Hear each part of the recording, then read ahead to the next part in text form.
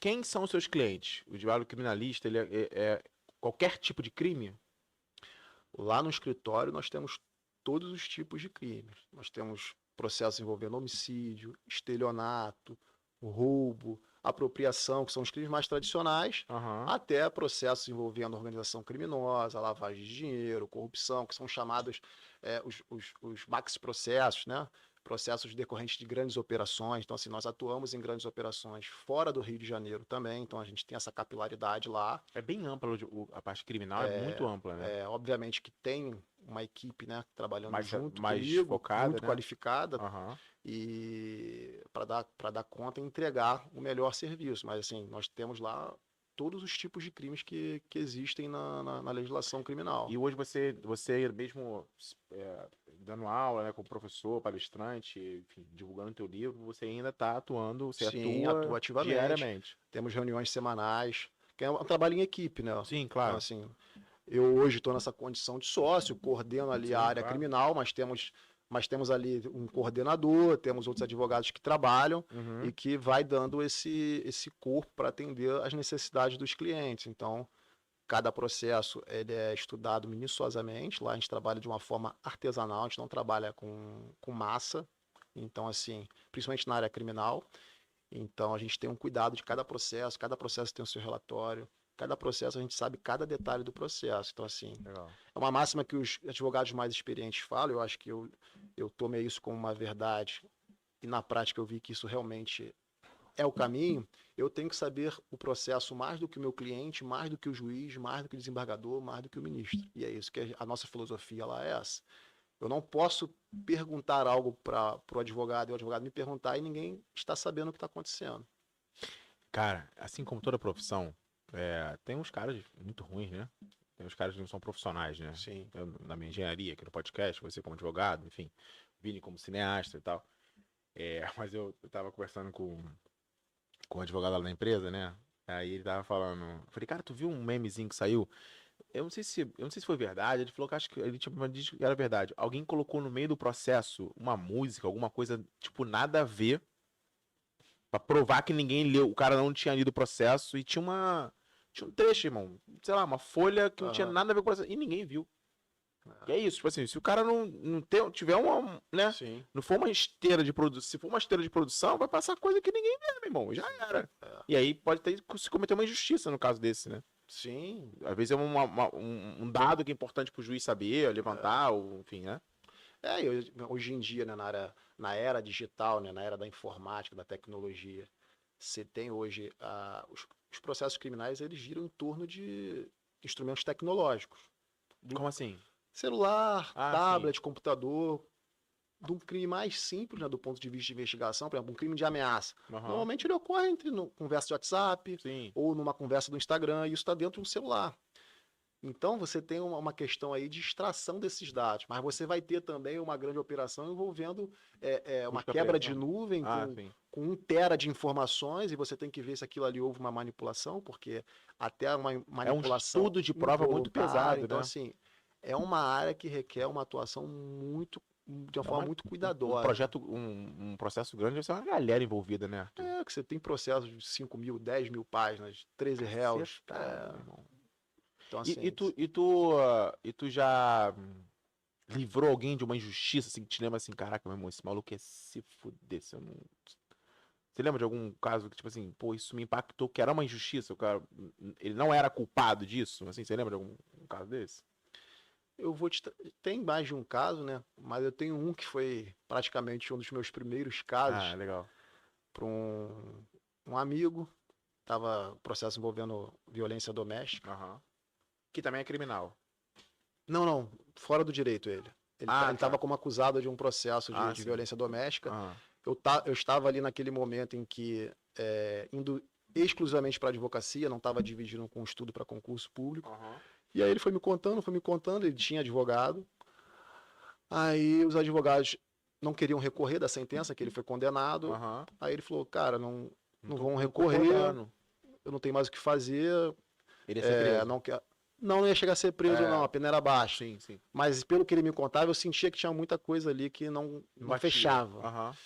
E aí ele contando, ele falou, cara, não vou pagar outro advogado por isso. Eu falei, cara, se você quiser eu faço. O famoso pro bono, né? Faço pro bono, não tem problema, porque eu acho que aí tem algumas questões que são erradas, e aí a gente trabalhou ali em recurso. O processo de justiça bateu mais forte. Conseguimos trabalhar ali recurso em cima disso, né? Peguei já o processo já a partir do recurso, sustentei, fiz todo o processo. Ah, você chegou a sustentar? Sustentei a apelação, que era a apelação no caso. E aí, em resumo da história, a gente conseguiu absolver ele. Ah, que legal. Então, cara. assim. E é um amigo, foi legal pra caramba. Então, assim, existe isso, entendeu? De situações em que você vê que aquilo ali não tá bem. A história não tá bem contada. Não tá encaixando a parada, né? O lado da história que foi contado não é o lado verdadeiro. Talvez um lado contou melhor do que o outro, né? E aí, no caso dele, faltou até contar o lado dele. Ou seja, era uma história que só um lado contou. Então, foi interessante. A satisfação, obviamente, que é muito grande, né? De você ver aquela pessoa ali que realmente não praticou nada daquilo que ele está sendo acusado e você conseguir levar para ela essa absolvição.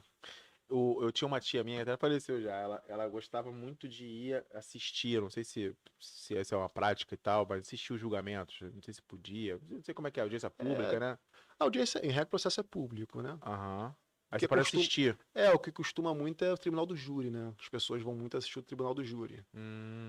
Que é diferente, e né? ela ficava falando que se aproxima mais de série. Isso, televisão. Eu te falei que eu tô vendo uma última comentar ela falava assim, pô, é muito maneiro, porque os advogados e tal, eles são teatrais, né? Tem uma teatralidade, né? Você falou que são atores, né? Assim, obviamente que em outro sentido, sim. Mas tem essa coisa de sustentar, ele falou assim, cara, como a história é contada, né, a ênfase que você dá, enfim, beleza. E aí acabou que a filha dela fez direito, é advogada hoje em dia. Ah, que bacana. Porque ela falava muito, ela gostava de ir nos tribunais e tal, e ela falava isso pra gente, né, a Nicole deve ter, eu tenho 42, a Nicole deve ter uns seus 35 anos, então eu devia ter meus 12, a Nicole devia ter, sei lá, 6 anos de idade, sabe? E eu já escutava minha tia, ela faleceu cedo, essa minha tia e tal. E aí ela falava desse teatro que ela via lá, sabe? Que ela achava encantadora, assim, como sustentava a parada. O tribunal do júri, né? Você tem que convencer ali pessoas leigas.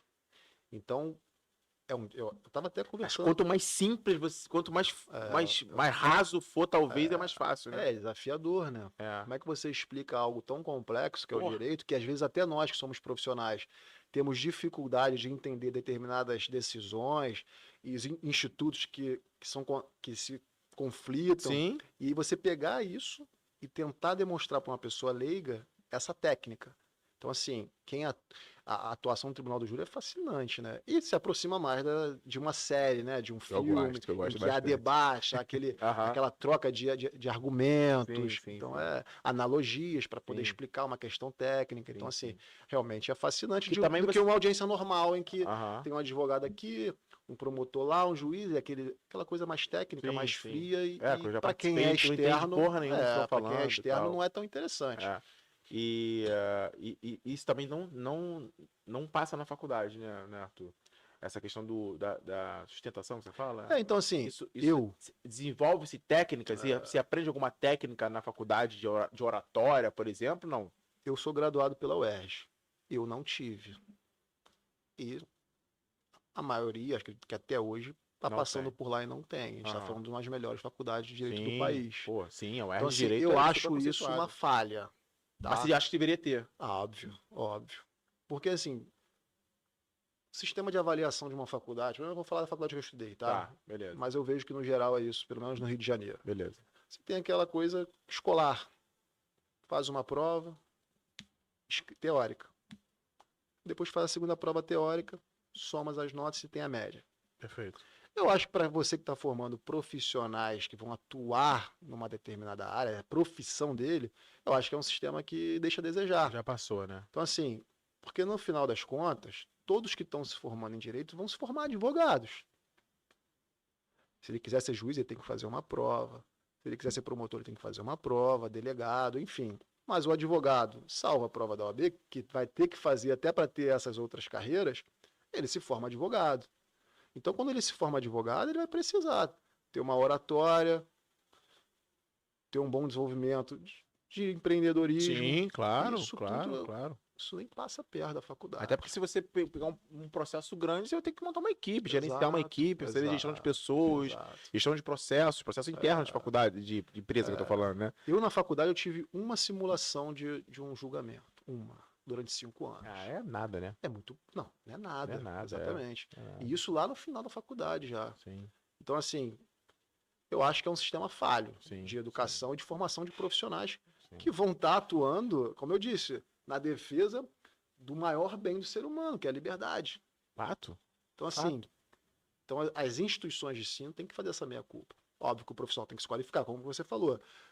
Em todas as áreas, em todas as carreiras, tem profissionais de todos os tipos, Sim. de todas as índoles, enfim. Sim. Mas as instituições de ensino também têm sua responsabilidade. Eu acho que nesse ponto deixa muito a desejar, muito. É. muito. E, cara, entrando no tema do livro, é um tema muito sensível, né? Quando a gente bateu um papo, eu vi você falou, lançando o livro e tal, eu comecei a ver teu engajamento, falei, pô, tu tem que bater um papo com o Arthur, cara. E aí eu falei, cara, é um tema muito sensível, né? Um tema que população carcerária, enfim. Como foi essa tua virada de assim, eu preciso escrever um livro? Obviamente, o mestrado provavelmente, né, te deu um norte ali, talvez, de, pô, tem bastante conteúdo aqui, tem bastante material, talvez, mas onde que foi a tua virada de chave? Assim, cara, eu preciso escrever um livro sobre esse assunto. Esse tema, ele é um desenvolvimento da minha pesquisa de dissertação do mestrado. Ele faz parte do teu mestrado. Legal. A minha dissertação foi esse tema. Legal. Entre aspas, foi esse livro, porque, na verdade, sim. Eu aprimorei, eu atualizei e desenvolvi mais para fazer o lançamento. Mas a base do livro é a minha dissertação que está aí dentro. Então a pergunta é um pouquinho mais profunda. Por que tu foi pro mestrado nesse tema? Eu fui pro mestrado porque eu gosto de dar aula. Eu gosto. Você gosta da aula? Eu tenho uma paixão de ensinar. É mesmo, cara? Eu gosto. É gostoso, né? Então é maravilhoso. Eu já vi muita palestra, fiz treinamento. E é quando você se sente, quando você aprende mais, você troca, você fica grato porque os coisas que você aprendeu, eu gosto pra caramba também. Não, sou apaixonado por dar aula. O meu objetivo com o mestrado era para dar aula. Não era para melhorar o currículo, não era para qualquer outro tipo de objetivo, era para dar aula.